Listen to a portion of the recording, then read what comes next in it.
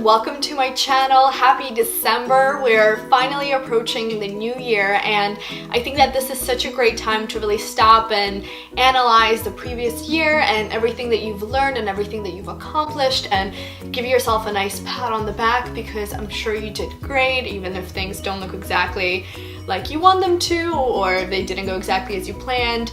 Still, I think it's important to sometimes just stop and let yourself know that you're doing a good job and you're doing the best you can. So in today's video, I want to talk to you guys about the biggest lessons that I've learned in 2017. And the first major lesson is a very life-changing idea, and it's that how you feel is a choice. I know that it can be hard to grasp this idea, and it has been for me because we are reactive beings and we're so used to just automatically reacting to certain circumstances and completely not realizing the fact that we can control how we feel, and that even though we can't control all situations, we can control the way that we react to certain things. So the way that we feel isn't always a reflection of what we have and what surrounds us. It's just our state of being, and we can control that state of being. The next thing is something that I feel like almost held me back for a while when I was younger, but now that I'm growing older, I feel like I'm realizing this more and more. But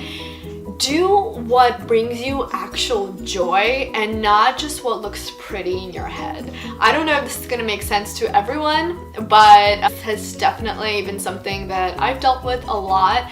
I feel like I've made certain career choices, or I imagined my life a certain way only because it looked cool or it looked pretty in my head, but it wasn't exactly what actually brought joy out of me. And it is so important to find things and do things that bring that joy and bring that light out of you. When I was younger, I was so set on acting and working on films and this and that, and it's still something that I am passionate about and something that's of great interest to me. But I realized that anytime that I would be acting or even pursuing it, I didn't feel satisfied. I didn't feel that joy bubbling within me. But when I was working on just creating videos when I was younger and telling stories and writing and really being in control of the stories that I got to tell and the way I got to tell them, that's what really gave me that adrenaline rush and really made me want to live. And I was so super passionate about that, but for some reason I just set that aside because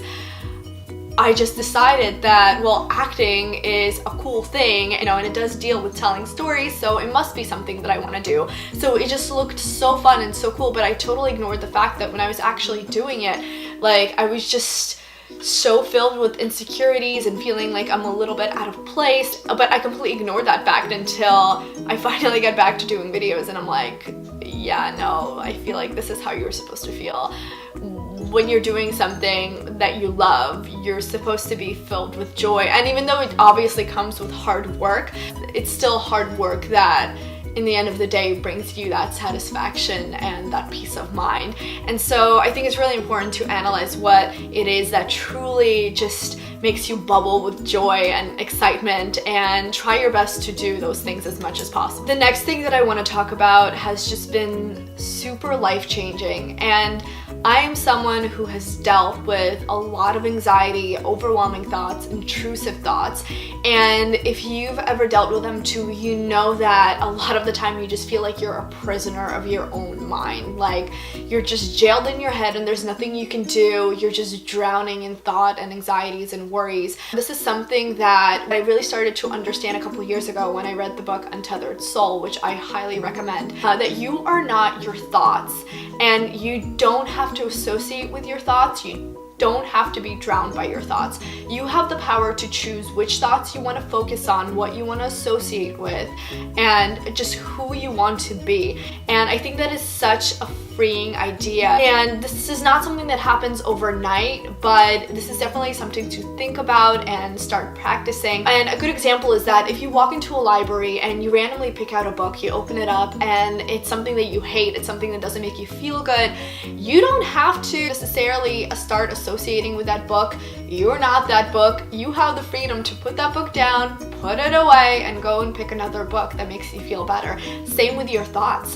This is a little hard to grasp at first because a lot of the time we come to a place where our thoughts are just going so fast that we can't do anything about it.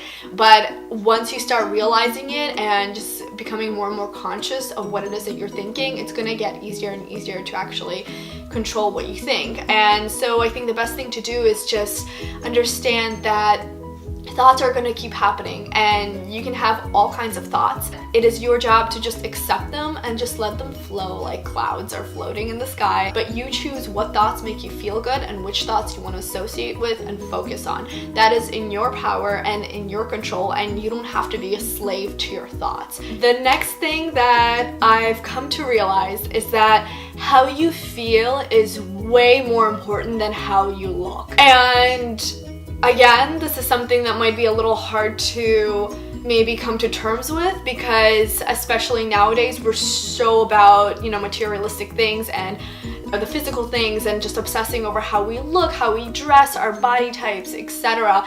And I think that it's all very important, and when you feel like you look good, obviously you're gonna feel good, and it's okay to try to look good. I think that it's a beautiful thing.